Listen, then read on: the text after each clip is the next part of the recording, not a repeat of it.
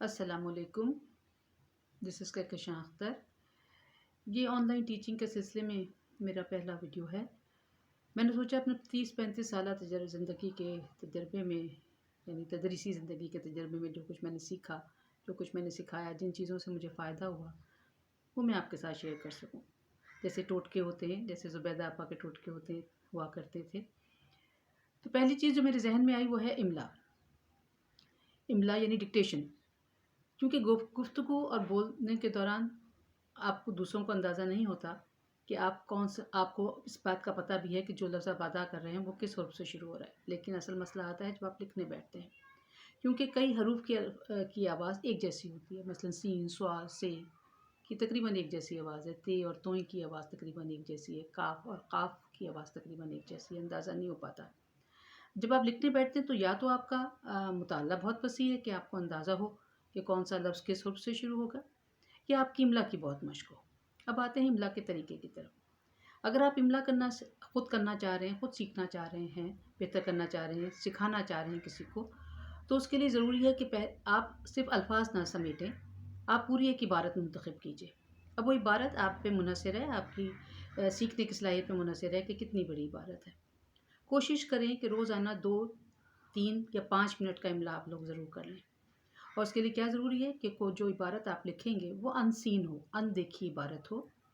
और जिसको भी आप लिखा रहे हैं या लिखवा रहे हैं या ख़ुद लिख रहे हैं, वो बग़ैर देखे लिखें, बग़ैर पहले से तैयारी के लिखें।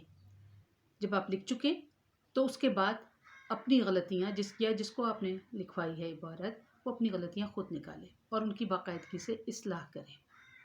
अब एक चीज़ में और क्या ज़रूरी है, उसमें एक चीज़ ये ज़रूरी है कि जब आप तकरीबन 1 हफ़्ता हो जाए लिखते हुए, इस मश्क को बाकायदगी से कीजिएगा, तो कम से कम हर हफ़्ते उसी टाइम लिमिट में आपकी एक सतर और बढ़ जानी चाहिए कि आपकी से अंदाज़ा होगा कि आपकी लिखने की रफ़्तार बढ़ी है। इससे क्या होगा कि ना सिर्फ आपकी इमला की गलतियाँ निकलेंगी, कौन से लफ्ज़ किन हरूफ से शुरू होते हैं, बल्कि इसके साथ साथ आपकी बाज़ों का तलफ़्फ़ुज़ की गलतियाँ वो भी निकल जाती हैं। क्यों? इसलिए कि बाज़ चीज़ों का इमला गलत होता है, बाज़ का तलफ़्फ़ुज़ गलत होता है। यानी अगर किसी लफ्ज़ को आप अदा ही गलत कर रहे हैं, मसलन कराची को अगर आप करांची कह रहे हैं, तो आप लिखेंगे भी करांची, यानी जो उसमें नून का इज़ाफ़ा कर देंगे मसलन। अब इसके बाद अब इसमें ना सिर्फ आपकी इमला की गलतियाँ निकलेंगी, आपकी ग्रामर सही होगी, आपकी रोज़मर्रा की गलतियाँ मसलन के और केह का फ़र्क, हैं और हैं का फ़र्क मसलन, ये सब निकल जाएँगी। ये मेरी पहली वीडियो थी इस सिलसिले में। आपको इस सिलसिले में मज़ीद मेरी रहनुमाई की ज़रूरत हो तो मुझसे ज़रूर रब्ता कीजिएगा। मैं ऑनलाइन ट्यूशन के लिए भी अवेलेबल हूँ। myurduteacher.com के नाम से मेरी साइट है। इसके अलावा फेसबुक पे और इंस्टाग्राम पे माई उर्दू टीचर के नाम से मैं रजिस्टर हूँ।